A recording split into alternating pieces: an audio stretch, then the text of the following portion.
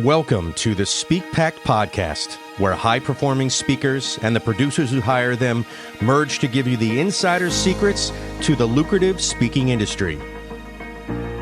Antoniette Rose, your podcast host and celebrated speaker agent, unveils insider success strategies. Discover a nexus of thought leaders and bookers, maximizing your potential in each and every episode. Your ticket to ultimate speaking success begins right here.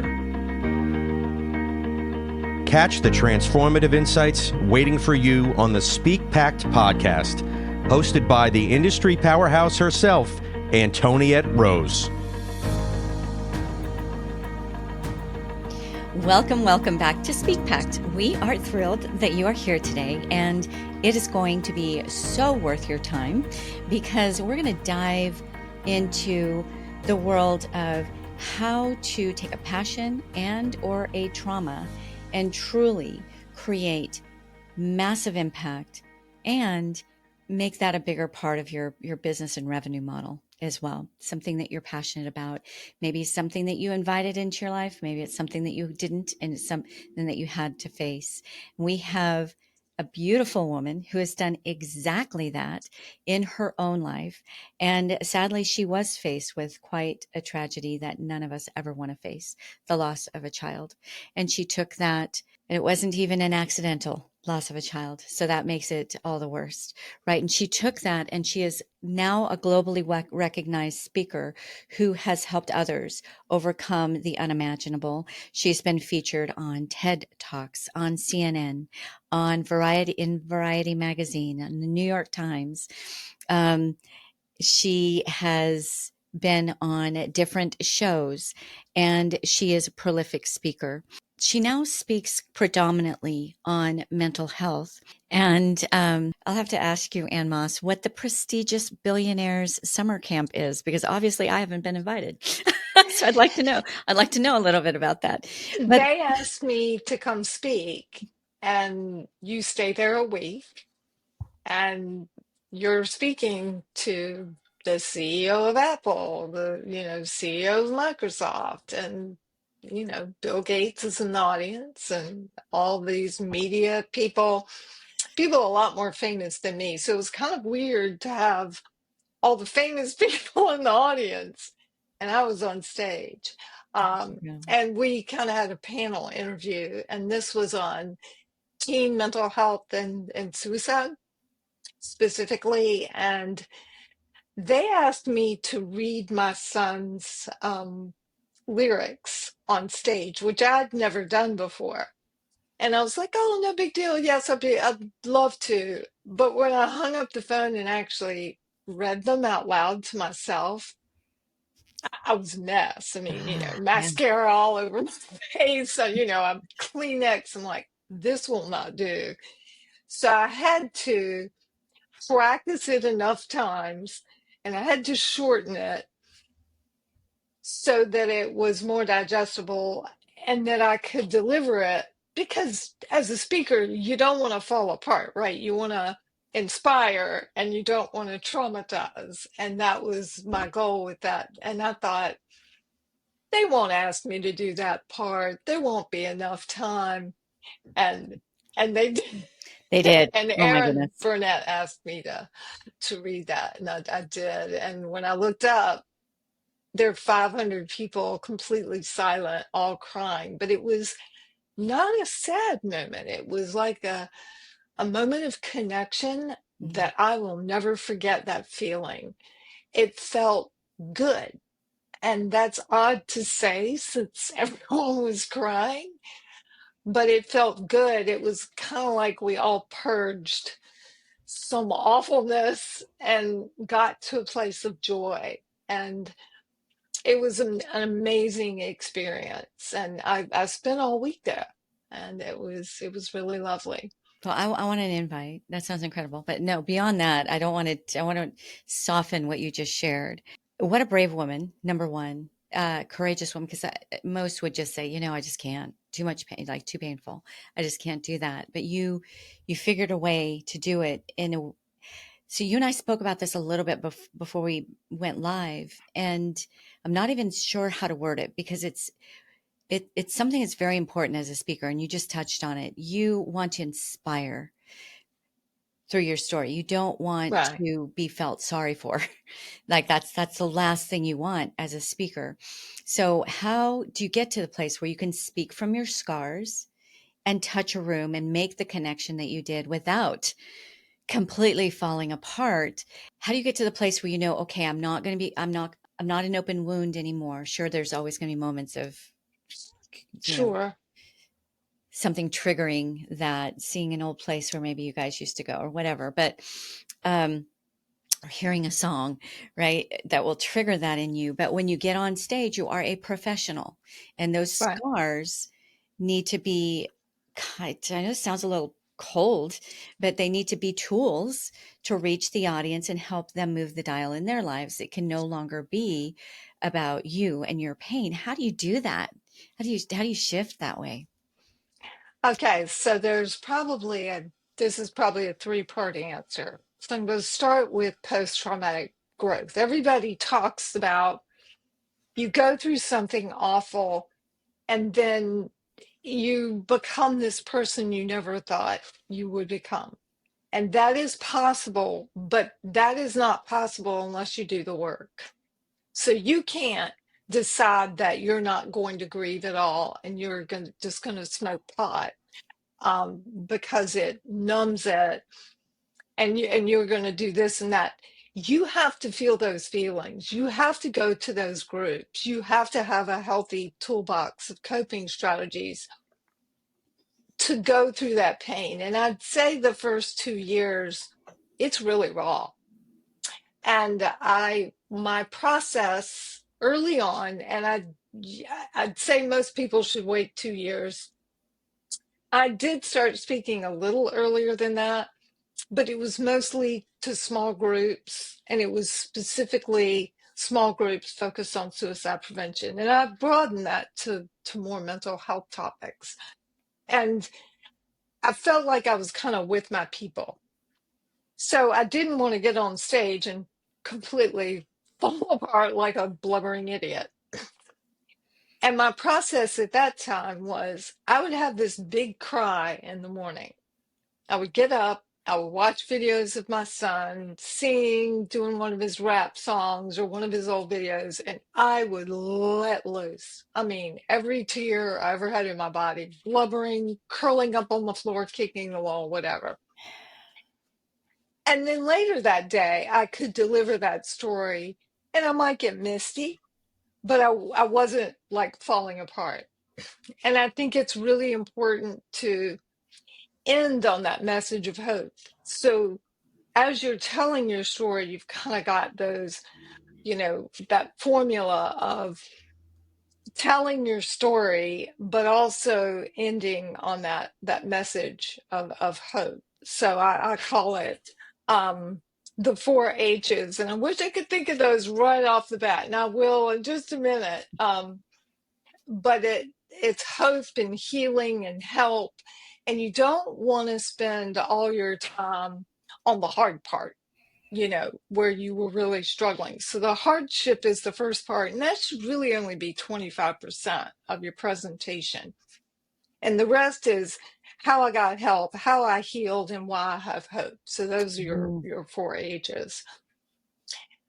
Later on, I could tell the story, but I found afterwards, especially a few hours later, that I was emotionally depleted, especially during the months of May and September. May is Mental Health Month, September is Suicide Prevention Month. And those could be really critical months for getting the message out there. So I thought, what can I do to sort of help myself through this? So what I do is I pass out index cards, or usually there's a volunteer that helps me pass out an index card to all the audience members. And this isn't always possible with like audiences of 3,000 or more, or real big ones. But I asked them at the end to write one thing on that index card that they learned from my presentation. they can put a note on it, whatever, and then leave it at the middle of the table. And that's what they're going to leave me. That's their present to me because they've listened to me for an hour or so. And I don't know their story. And I don't know what they've learned or what they've felt they could take away. Those messages have done for me more than I can ever, ever tell you. So what I do is I go get them, and I don't read them right away because I want to talk to my audience members, right? I want to listen to them. It's my turn to listen. I take those back, and later on when I get on the plane and I start to get that kind of sinking feeling, that's the moment when I pull out those index cards and I read them. And then they fill me back up. And that's what reminds me why I do what I do. Because I'm an emotionally naked speaker. I'm going to tell you what I did wrong and what I wish I did. Also telling you that I have forgiven myself, but I'm also going to tell you some of the things that I did right. And some of the, I'm really proud of myself for having done this and admitting that I wasn't a perfect person. I wasn't a perfect parent. And, I just needed to learn from my mistakes. And my way of learning from it is to help other people learn from, here's what I've found is the right way to do this. Because if I'm doing this, I have to leave them with some ways to move forward and figure out and resolve some of their own issues, right? I mean, otherwise it's junk. Gosh, there's so much beauty there. There's a lot to unpack. So we all have so a big part of speaking is sharing stories, sharing our stories. I like the way you said you're an emotionally naked speaker. There's a difference between being emotionally available to your audience, being relatable. I'm a human, you're a human, and connecting with them, and being somebody who's just uh, obviously, even if they're trying to put a brave face on, obviously deeply struggling, right? And you're not Right, getting that hope piece at the end because you're not seeing it in them. I think to look at you is to see a woman who is standing strong despite being knocked the blank down, right? Um, right, there's a lot of us that just couldn't even imagine bouncing back from something like that. And I'm sure it's a lifelong journey, but at least you can, on that journey, inspire other lives with the life of your son, right? It's more about his right, life than the end of it. So I love what you said. So you take that hardship because we all need our story banks. We relate to audiences. We become real to audiences through our stories. Nobody wants a pot of information dumped on their head, right? They want to right. be there with you and journey through, and that's how you do it. It's through your life experiences, through your professional experiences, through some of your hardships. So I love those four H's. So you take them. Hardship, Yep. help, healing, hope. Hope. And Beautiful. that hardship is the one that you don't want to be spending like 50% of your time. If you are not in the place where you can do that yet, it just means you're not quite ready yet. Mhm. Choose And another story, right? Yep. right, Because your job, when you're on that stage, your job is not about the healing part. That comes off stage, right? Your job is to bring a difference in that room, and you can only do that if you're holding it together. yeah. And I have to tell you that those index cards that people return to me, that has really helped me craft that, especially the keynote that really touches every audience member. And so it's kind of been a group effort. I'm like, well, nobody, I've been to 10 things and nobody's mentioned such and such. But oh my gosh, this one's big. I need to sort of expand and give more examples with that. Well, you're speaking to their pain, and what a brilliant strategy. I have never heard somebody say that they do that. And I just think, number one, what, yeah, golden data for you, but also it shows Yes. them that you actually do care, that you delivered, you were worth their while, right? You delivered something that touched their lives. But just by the act of them writing it down, not only do they synthesize for themselves what they got out of it, but you further understand the pain that your average audience member is going through, and you can speak to their pain and then drive them to that hope piece, right? Because they're all dealing with Right. different You things. know, what's interesting is when I first mentioned the one thing they learned, they're sort of passive, and a few of them will grab the index cards. It's when I tell them why that I will need them later. I've just told you my personal story. I'm going to crash. These prevent that crash. These fill me back up. Ooh.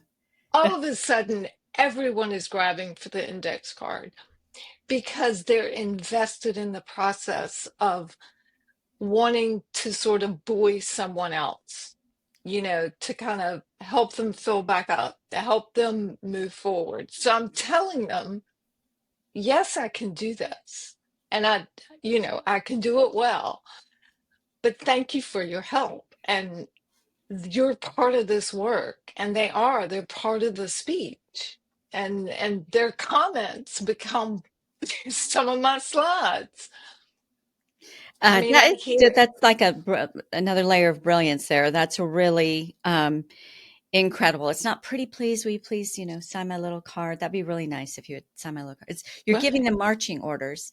When you sign this card, you're not only helping to save me from the inevitable crash after this, because I've had to, I've shared my story again today.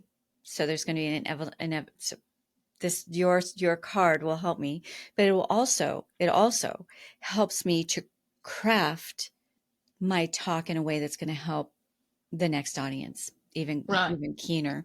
But you're giving them marching orders. For each speaker, it's going to be a little bit different. It's not, oh, pretty please, leave me a star, leave me, give me a like, leave a little right. fill out my feedback form, whatever it might be. Yeah, It's I never have to wait for survey results. That, always get those. And I love what they say on them, and I'm very pleased to get them. But the reason I have so many testimonials is people write them on a card, or if it's a virtual event, they put it in the chat. And mm, then I get the chat file, and I don't use anybody's whole name. And if I'm going to use a whole name, then I have their, express mhm. written permission to Mm. do so. Ah, Like if a dean of a university or a CEO of a company that, I'm going to ask specifically for, may I use your photo? May I use your name? And I'm going to ask permission. But these others, I can just say attendee at such and such conference. truly powerful and obviously effective way of getting that feedback. We're always like wondering, how can we really get the feedback? And it's more on a broader scale. So I love the way that you did that. It's not just one or two people letting you know. It's probably a good portion of the room if you approach it the way that you just approached it. Oh, So and I have in the little baskets behind me, they're filled with thousands of these cards because guess what, Antonia, I keep them all. I see the baskets. And you know what? Yeah. How beautiful that you talk about hardship, help, healing, hope. There's days you're going to need that healing and hope again. And you've And I got your can, baskets. that's right. I dig right in there and I start looking at them and, I'll pick up a random pile and it's kind of like my book of wins because Your we book of all, wins. as speakers, especially, need that book of wins when we hit that imposter syndrome feeling, which we all inevitably hit at some point. Well, speak about hit. You just hit on something really neat that I might borrow, but I will give you the credit for. I have each of my speakers create a, a, a story bank. And this actually came from a previous guest, Cesar. Look up that show. That was a really great one. But he has a story bank where you're going along life and you come across a little thing that happens and you don't want to forget it. So you just pull out your phone, you have Trello or a running document, whatever, and just put a few kind of triggering keywords in there so you can remember the story that you can draw from for that might fit a different audience. And so you've got this bank of stories that fit your signature message, that you can even more make even more relatable for specific audiences. I'm going to add to that uh, bank of wins, Yeah, right? That book of you wins. say book of wins, but yeah, Yeah. but Bank of wins is bank of good. I like that. that as you go along, those little case studies, right? There was and you wouldn't use a name or you just use a first name. There was an audience member who saw me speak last summer, and she said she was contemplating suicide. And by the time she left, she said she saw the purpose in her pain. She discovered that there was purpose in the unthinkable, and now she is doing ABC. Right. So Right. that's a win that can inspire other people. It's not just only your story now. It's all those baskets of stories that you have Yeah. behind you. Ah, love it, love it, love it, love it. That's just Yeah, really and I have well over 3,000 blog posts because one of my strategies for working through the agony of having lost a son to suicide was writing about it. Now, I don't think writing in public is for everyone, but I was by trade a writer. I started off writing in advertising agencies, coming up with ideas for TV, radio, newspaper, that kind of thing. So that was kind of a natural go-to for me. And that gave me my story bank. So when I wrote my book, Diary of a Broken Mind, I just went back and pulled, you know, all of those stories. And then I could put my son's lyrics in there. And it reminded me of how I felt at a certain time. So it was kind of a running journal, so to speak, of the process. a running journal of the process. That's another really important thing for us to realize. We get to further on down the road and we forget where we were, but yet we're Right. still speaking as speakers. We're still speaking to that person we were, that stage we were once in. And there's times you get in front of more seasoned speakers and they're talking at a level you aren't at yet. So you're missing the links of, okay, well, how did you go from there to here? You're missing those links. I think Right. that strategy, your book of wins, is another way to not forget where you were and the journey, the steps that it took you to get to where you are, and eventually where you're going to be. Yep. Right. And as a speaker, I had to break down those steps. Somebody said, "You are the perfect example of post-traumatic growth." Well, I had never heard that phrase. And this was years ago. And I'm like, well, what does she mean by that? And then somebody said, "I want you to do a keynote on post-traumatic growth." And I'm like, okay, you've challenged me. I'll look it up, No see what that is. coincidences, right? Yeah. And then that helped me break down my own process of healing. What were my coping strategies? And since I've done grief workshops with people, or, when I go into a company or a business and I'm, helping them come up with their own toolbox of strategies, I am not telling them what to do. I'm giving them examples I use, but also examples other people have used. I mean, beekeeping, rock climbing, reading fart jokes. I mean, they're just like so many really good ones. Somebody said angry hikes. Um, there have been unusual ones, and I'll ask them to get into groups and come up with, their list of coping strategies. And so I went into a university one time And I said, so what is a really great coping strategy? Well, there's this row of young men on the back, and, they're college students and they're males. So what do they say? They're like, sex, sex. And I'm like, okay, what else? And they're like, oh my gosh, there Is is there something else? nothing else.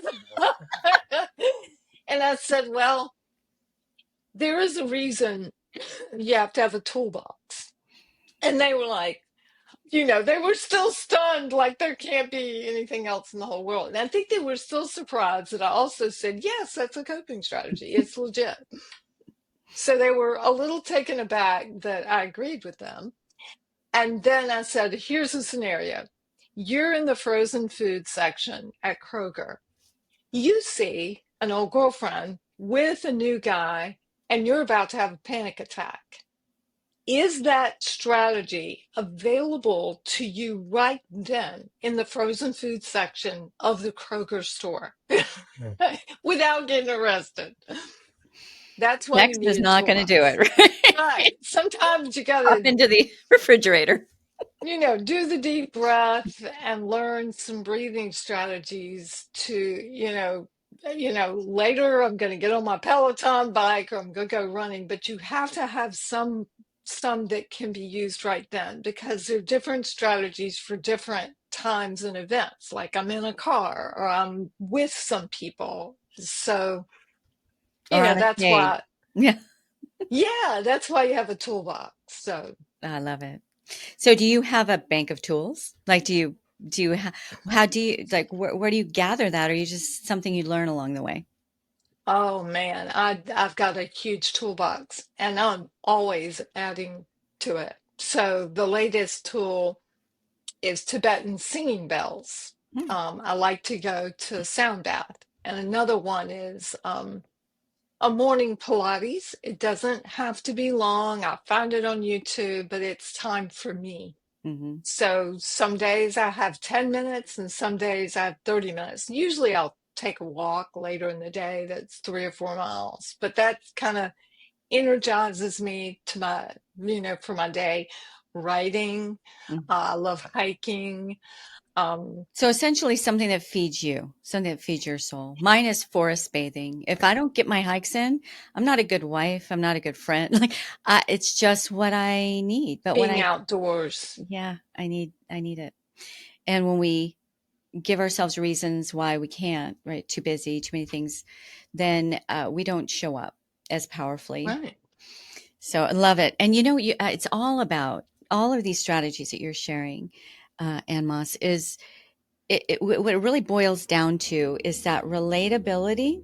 You're human, I'm human, and connection. And Yeah. really to a fourth grader, a fifth grader is king, right? You don't need to be way out here. You just need to Right. be a few steps ahead. That gives them hope. And so you do it in such brilliant ways. Another thing that you had mentioned earlier that is just one more way to connect with people is be aware of the seasons and the themes. I think you said, was it May is mental health month, September is suicide prevention. Well, that speaks obviously directly to your expertise, what you bring to the table, but every single month has some sort of theme, coffee month, Right. whatever, whatever it might be. And Domestic violence month. I mean, because that figures into mental health, recovery month for people from addiction or gambling. I mean, my son had substance use disorder mm, from heroin. mm, So, how does it figure in to that particular and your audience? yeah. Who is your audience? You know, uh, if they're men, you want to, at the end, to leave men with some resources like mentherapy.org. If it's mostly women, you want to leave them with resources that are available to them. Maybe it's a group of moms, and I want to make sure that they get a list of 10 things to build resilience in their kids. Hmm. How do you help them build mental health resilience? And Yes. you know, what are the leave behinds? What are the things? What are the burning questions that they have? And I want to give them those resources. They've come, they've sat in that chair, they've listened to me, they've engaged. And I'm a big one for looking in the faces of all my audience members because that Mm, gives me energy. It feeds me. yes. And then I want them to have something to take away so they can move forward with it. That, I don't want to just tell a nice story or a story that leaves them feeling like they're in a dumpster. Yeah. I want them to feel inspired to do something, and then I need to give them some tool that's easy to digest to be able to do that and move forward. And that's really where transformation comes from, right? And I love the way you Right. said that. What are the leave behinds that you can deliver that answers the burning questions that they walked into the room with? What do they get to walk out of the room with that then becomes real transformation and happy side effect? They're going to want more, right? So they're going to go find your book. They're going to go find where you're talking next. They're going to go find other ways to connect with you. So it's all about them, but it's a little about you too. And that kind of win, win, win, win, win, all the wins. Well, about this time of our journey together here today on Speak Pact, I know that a good number of our audience are going to want to know, how do I find AnneMoss Rogers? Where do you like to be reached out to? Or what are some ways people can find you? LinkedIn is my primary focus. I have a presence on Instagram and Facebook, but where I post most often and invest most of my time is on LinkedIn. I have a newsletter, goes out once a week. It is personally written by me, not by somebody I've hired. And Or a I've written robot? that newsletter for over 9 years. And it used to go out every single day for the first 5 years. Wow. I know. And now it's once a week. It comes out on Tuesday mornings. And then I have one for business people and one for educators. So somebody who might want to start receiving those, so they just reach out to you in LinkedIn They and get can that. do that, Mhm. and then they can go to my website, Mental Health Awareness Education, and then there's a button that says subscribe to the newsletter. Okay, so And it's mentalhealthawarenessaeducation.com. long. That's okay. It's easy to remember. Mentalhealthawarenessaeducation.com or Ann Moss Rogers on LinkedIn. And Ann Moss is spelled ANNEMOSS altogether. Ann Moss, And Moss Rogers, right? ANNEMOSS, and then Rogers like Kenny. Right. I'm not, if you Google me, I'm not that hard to find. Yeah, very unique name. I've not ever seen it combined like that. It's really pretty. And Um, I would love for people to connect on LinkedIn because we have kind of a group of people who promote mental health awareness topics, and we all support one another. mhm. And, and it's worked because I'll tell you, the first 2 years I started posting on mental health on LinkedIn it was crickets. No likes, no comments. And then now some of them get close to, I've had close to 1 million on a few of them. And, that's not average, that's not usual, but at least 1,000 to 10,000 is pretty typical. That says a lot right there, and Moss. It's math, not magic, and the one who doesn't quit wins. Right? It's just like, this isn't. I mean, after 2 months, most people are just like, nobody's interested in this. They're not listening. I'm wasting my time. I'm just putting my heart out there. Nobody's receiving it, whatever it is. Not doing any good. Let me go plant a garden. Let me go do something else. Well, Not that you know planting what a garden is. Go the ahead. one of the main things, the reason I kept going was I kept getting DMs. Mhm. Oh, I so thank you. I lost my mother to suicide and blah, blah, blah. And they tell their story. And I'm like, click like, please comment. So I'm like, why am I not asking these folks who are DMing? And they started doing that. And then we kind of found each other on LinkedIn, other like grieving parents, other people who had gone into recovery, some substance use disorder, other people in mental health. And then we started connecting and helping one another and being generous with one another and their stories, and not just all that self-focus, which our current culture is kind of very self-focused. Yeah. No, I love that. I love that you did that organically. but as kind of a happy side effect to that is you're really understanding you went through your own journey and Mhm. your process to pull yourself through, and that's not going to be the same for everybody else who's dealing with a similar tragedy. And so you get to learn about them and how and what their journey was and what their pain points were, because now you're speaking to whole audiences of this, right? And you're really understanding the different ways that people dealt with the blow and how they pulled themselves out of it. So yeah, all goodness. I'm going to shift gears a little bit because this you really bring to the table that's super unique and very can be very specific to speakers. So we're totally shifting gears, and that is your SEO for speakers. So what is that, and why is it significant, and what are some strategies there? So I used to be, I told you I was in advertising, and then I morphed into digital marketing. And everybody's like, no, that's fake. It'll never last. And of course, it became the thing, Rest is history. Yeah. right? And my specialty was content marketing. And what I got really good at was ranking really well on Google because I'm really good at content as a writer. What do people want to read? Am I presenting it in a way that's digestible and relatable? And because I do that really well, I I learned, well, 2008, everything crashed. Nobody was interested in anything, and SEO became my thing. Mostly, I wasn't like creating backlinks, but I was doing things like helping people with content. What are your keywords? What are your long tail keywords? And that's the key, is the long tail keywords, Mm. sort of going in through the back door. And a lot of people, like if you try to rank for leadership speaker, good luck. That's going to take a lot of time and money. But leadership speaker for the utilities industry or for something very specific within that industry, and lo and behold, you can kind of wrap around and eventually you'll get ranked for some of those main ones that you want to. You find yourself on the front page. And so really I've gotten into that. I don't take a lot of those clients. I'll take one or two, and every once in a while I'll have like a group event and take them through the process. But it's a lot of work.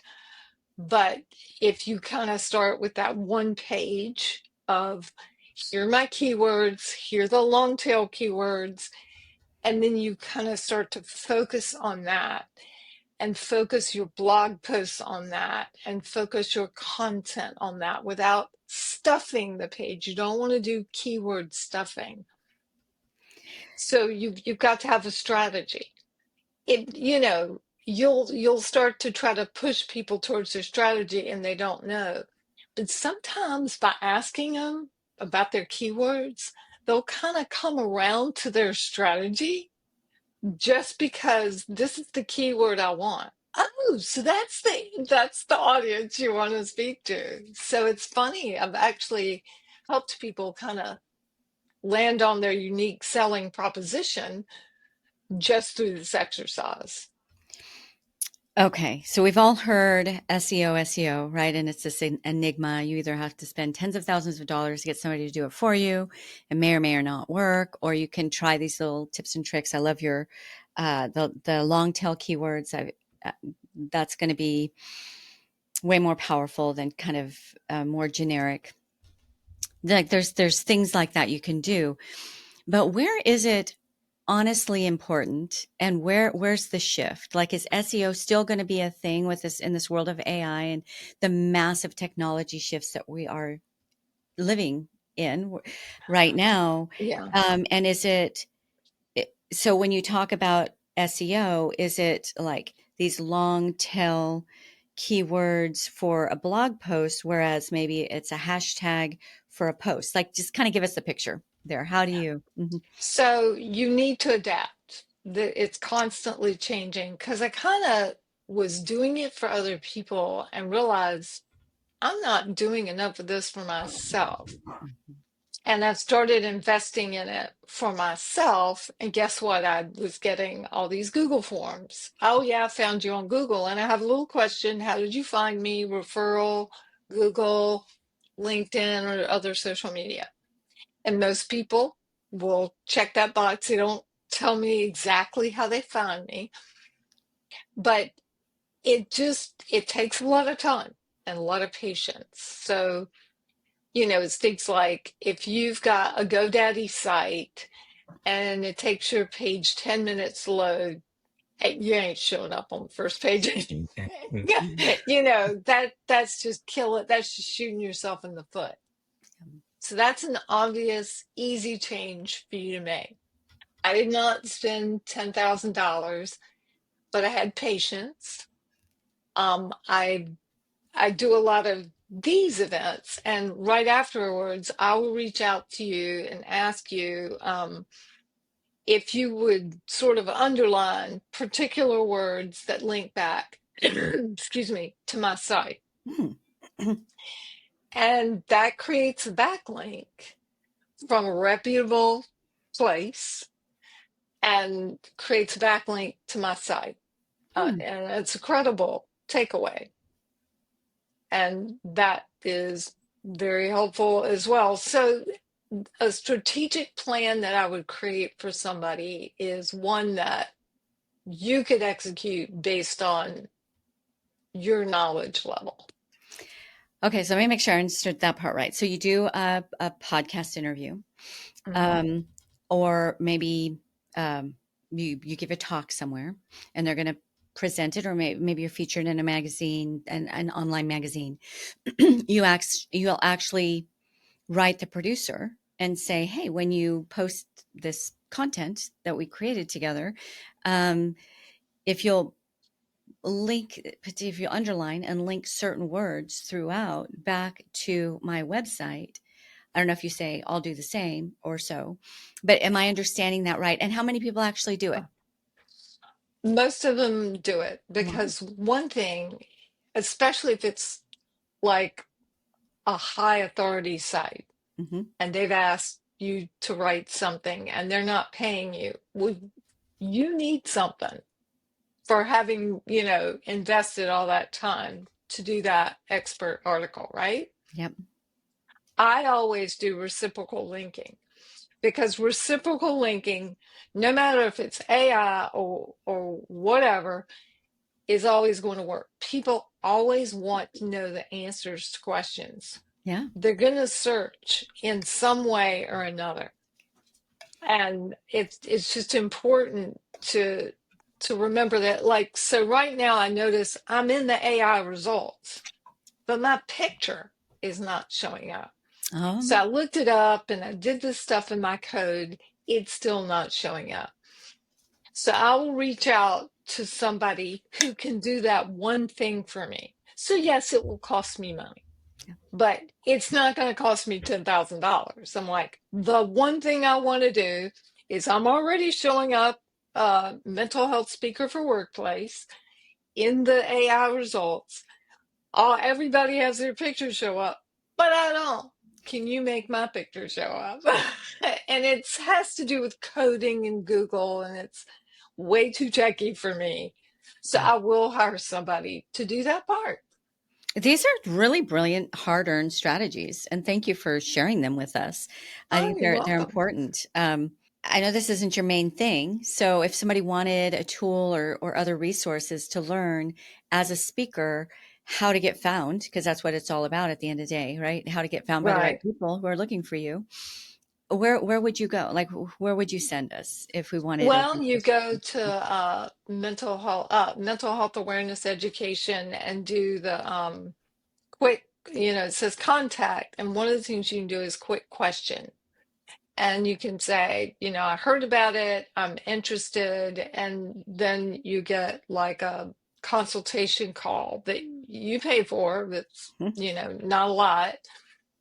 And then you make the decision, do I want to invest $500, $1,000 just to get sort of that outlay of what do I do? Because there's so many options. Content is king. Good content will never go out of style. I have one right now about banning cell phones in schools that's going gangbusters because I spent a lot of time and I have a lot of sources that I use that I Mhm. link back to in that article to make it. And then I got quotes from people who actually did it, and then quotes from kids who went through that process and were like, oh my gosh, I loved it. My parents were the ones that didn't want to do this. So Okay, well, that wait a minute. Wait a article's, minute. You Okay, so you're a mental health awareness expert. You're a mental mhm, health expert, period. But you also you will consult a speaker on. mhm, I didn't realize that. That's yeah. fabulous. Yeah, reach out to Ann Moss. She's figured it out. This is good. Yeah, I didn't realize that, Ann Moss. That's beautiful. I just might reach out to you. That's really great. Okay, so you go to mentalhealthawarenesseducation.com and then click on contact and just have a Yeah, and there's one that says quick question, and then I'll send you a link to my consultation page. You can book a time and we can just have that, for $100 you kind of get the overview. And sure. it may be that that's all the information you want. Hmm. Or it may be that, like, okay, I might want to do a little bit of a package. And then if I'm doing kind of sometimes I take 5 to 10 people through a process, a series of workshops. Great. But I've not done it as much because it could easily become my main thing. I was going to And now say, and it might someday, but I'm still kind of holding on to, your passion. yeah. I mean, there are a lot of people who need mental health strategies and a lot of people who go to numbing them. Yeah. And, people need to learn how to feel their feelings and understand that that won't kill you because I'm Yeah. alive to tell you that it won't. Well, and talk about something that's not going anywhere, right? You said content is king. Mental well-being is not going to go anywhere. A Mhm. new season in this world, new set of mental challenges for all of us, and some, more immediate and serious than others. So I love what you're doing. I love what you're Well, about. thank you. As we close, Ann Moss, I know that you know my signature ending Mhm. question. What is one challenge that you would give to the Speak Pact audience who has a message and has found that hope at the end of tragedy and want to get their story out there in a way that helps other people? What in what ways could what are some tactical things that they could do to really be found? I make sure at every place I go speak. So I have like a 1 page thing, and I have several that they can take with them, and one that's laminated and has QR codes for ebooks, signs of depression, uh, how to deal with burnout, how to tell your mental health story. Um, Finding your purpose, all these kinds of downloads, and I have so many now, it's back and forth. And I usually have one that I've focused in the presentation. So in that presentation, they can do the QR code and they can get every resource that I mentioned in the presentation. Like I mentioned a video, I mentioned a game. Everybody always wants the one called the coping card. They want to do that with their group. Well, all you have to do is do the QR code, and then you're building your list, but you're also giving something of value. And then they sign up for the list, they get an autoresponder with that particular resource. And when I go to certain audiences, like if it's a clinical audience, for example, they'll get more, clinical tools like the Ask Suicide Screening tool and, other specific tools or scripts. Parents often like scripts. How do I talk about to my team about these delicate subjects? And I'll have like a sample script of how they can have that conversation. And it might not be the exact conversation they're thinking about having, but they get it once they kind of read it going, oh, I see the nuances here. I am not lecturing. I am listening more and lecturing less. Mm. And I am asking them questions, and they are coming up. I'm planting the idea in their head, and they're coming up with the solutions. Ooh, so powerful. Okay, listen less. No, listen more, lecture less. Listen Lecture less. more, So lecture less. basically, making sure that you decide for each speaking engagement, what kind of resources would this audience want to answer that burning question so they can carry on what you've said and make it work in their life. Another thing that you're doing that I feel like is serving your audience at a higher level is, they've sat in front of you for maybe 45 minutes, maybe 90 minutes, somewhere in that neighborhood. You can only bring them so far without overwhelming them, right? So you bring them Right. so far during that talk, but then you don't just leave them there. So good luck, take it. Hopefully, Right. but you give them somewhere to go. And that call to action piece, right? You do that brilliantly. Take your pick. What do you need? Here's some resources I've developed over these decades I've been in this industry and going through the solution side of what I do, what I'm all about, mental well-being. They get the gift, but then they also get your newsletter if they so choose. They also have a more direct link to you should they want to just get on a phone with somebody and try to work through some things, whatever it is that you offer outside of that conference room that they just saw you. I see a lot of speakers, they leave a lot of impact and a lot of money on the table because they're like, good, I hope you got some good things. Ciao. see you. Maybe Right. I'll see you Yeah. sometime. But you actually gave them that next step, very tangible next step. So beautiful way to leave our Speak Packed audience with a real tactical challenge that they can do. They can go out and do. Thank you so much for having me today. I really appreciate it. Well, I appreciate your time. It is definitely an unrenewable resource. And you gave years of your wisdom to us in this 45 minutes or so that we've been together. Thank you for your generosity. Thank you so much. And for our beautiful Speak Packed audience that has stuck with us all this time, I know you've gotten value out of your time with us today. And why don't you post it forward? If you got value, that means somebody else in your circle is also going to get value. So post it forward, share this gift with them, and give us some flowers, some love, some likes, some comments. Let us know.